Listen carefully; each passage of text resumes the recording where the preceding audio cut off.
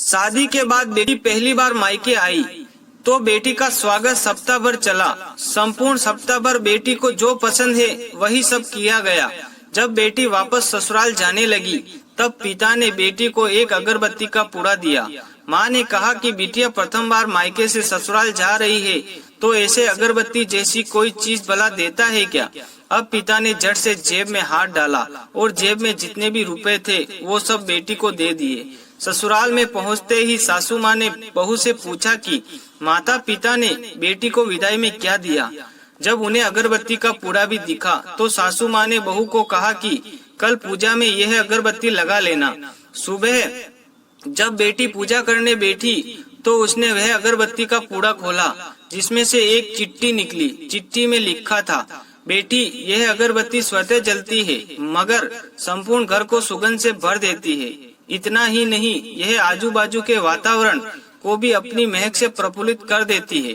हो सकता है कि तुम कभी अपने पति से रूठ जाओ या कभी अपने सास ससुर जे अथवा देवर ननद से नाराज हो जाओ या कभी तुम्हें किसी से बात सुननी पड़ जाए या फिर कभी पड़ोसियों से तुम्हारा दिल खट्टा हो जाए, तब तुम मेरी यह भेंट का ध्यान करना, स्वयं अगरबत्ती की तरह जलना और पूरे घर को प्रफुल्लित रखना। तुम स्वतः सहन कर ससुराल को अपने व्यवहार और कर्म से सुगंधित करना। बेटी चिट्ठी पढ़कर फपक फपक कर रोने लगी। सासू माँ लपक कर आई। पति और ससुर जी भी पूजा घर में पहुँचे जहाँ बहू रो रही थी। अरे हाथ में चटका लग गया क्या, ऐसा पति ने पूछा। क्या हुआ यह बताओ, ससुर जी बोले। सासू माँ आजू बाजू में देखने लगी तो उन्हें बहू के पिता द्वारा सुंदर अक्षरों में लिखी चिट्ठी नजर आई। चिट्ठी पढ़ते ही उन्होंने बहू को गले लगा लिया और चिट्ठी ससुर जी के हाथों में दे दी। चश्मा ना पहने होने के कारण वजह से उन्होंने चिट्ठी बेटे को देकर पढ़ने के लिए कहा।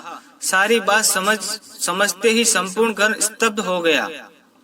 सासू माँ बोली, अरे यह चिट्ठी तो फ्रेम करानी है। ये मेरी बहू को मायके से मिली है, सबसे अनमोल भेंट है। इसे पूजा घर में ही होना चाहिए। इसलिए माँ बाप को अपनी बेटी को अच्छे संस्कार देने चाहिए जिससे ससुराल और मायका महक जाए। इसलिए आप हमेशा जरूरतमंदों की सहायता करते रहो जिससे प्रभु जी भी आपका ख्याल रखे। ऐसी हमारी मनोकामनाएं पूर्ण करें।